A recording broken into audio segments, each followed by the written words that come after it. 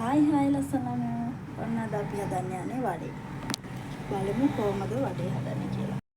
මුලින්ම අපි කඩල පරිප්පු 500ක් අරගෙන මෙන්න මේ වගේ වතුර එකකට දාලා පෙඟෙන්න තියනවා හරියටම පැයක්. ඒ කඩල පරිප්පු ටික පෙඟෙනකම් මෙන්න මේ වගේ ලුණු ගෙඩි දෙකක් හීනියට ලියා ගන්න ඕනේ. සැරට කන්න කැමති ඔයාට මේ වගේ මිරිස් කරල් 3ක් විතර හීනියට ලියා ගන්න. රතු පාට, කොළ පාට, පාටින් ගත්තොත් ලස්සනයි. සුදු ලුණුත් පික් 2ක් 3ක් වගේ තලලා ගන්න. කරපිංච අහුරක් විතරත් මේ විදිහට අරගෙන හීනියට ලියලා ගන්න.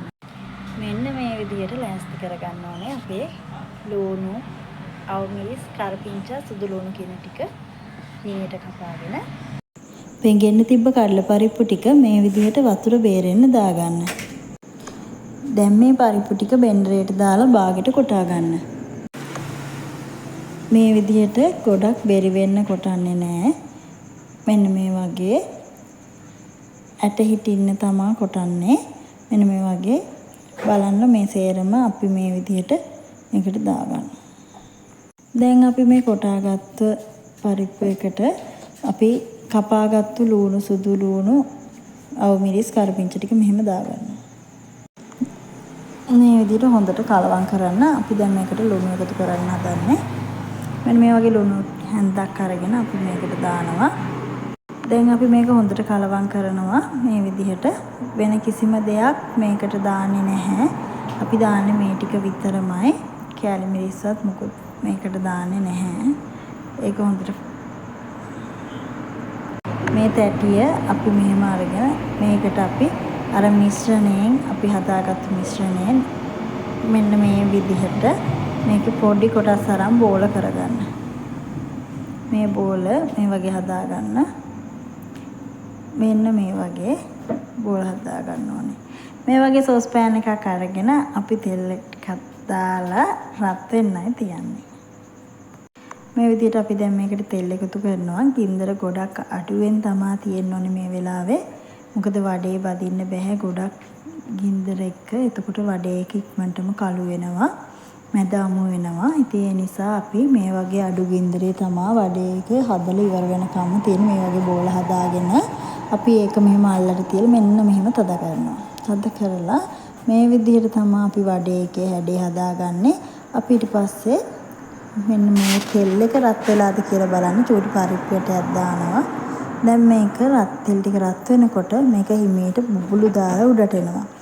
ඒ බුබුලු දාලා උඩට එන වෙලාව තමයි පරිප්පු වඩේ ටික හදන්න හොඳම වෙලාව.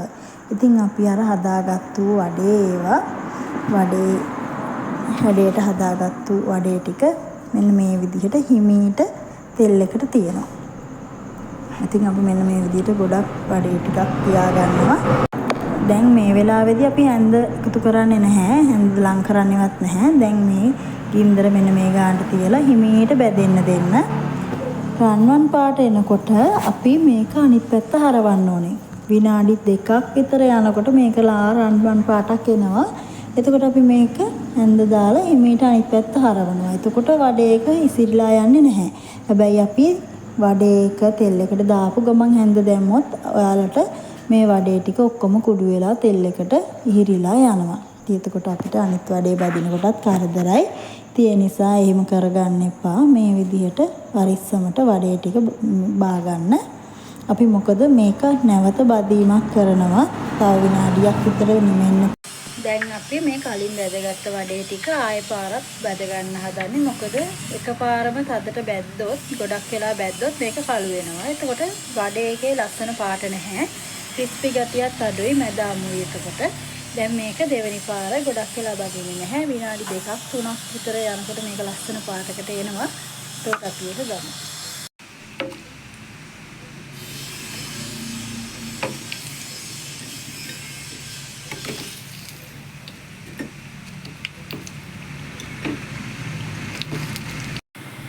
මෙන්න මේ වගේ කරපිච්ච ඉති ටිකක් අරගෙන ඉති 3ක් විතර අපි ඒකත් මේ විදිහට ඉති කොළ කඩන්නේ නැතුව මේ විදිහටම දාලා මේ කරපිච්ච ඉති ටික බෙද ගන්නවා.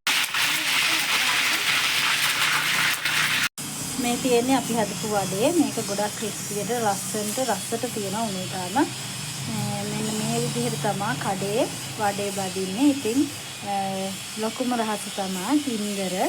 ඉතින් ගින්දර අඩු වැඩි ප්‍රමාණය තමයි හරියට දැනගත්තම වඩේ එක ක්‍රිස්පි එකට එනවා. මේ ගොඩක් ක්‍රිස්පි ගතිය තියෙනවා මේ වඩේ වල.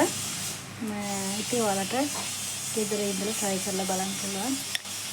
වඩේ හදලා බලන්න. ගින්දර අඩු ගින්දරේ වැඩි වෙලාවක් දැක්කම තමයි වඩේ මේ විදිහට ක්‍රිස්පි විදිහට එන්නේ. ඉතින් මේ රෙසිපි එක try කරලා බලන්න. ආයෙත් දවසක හම්බ වෙමු.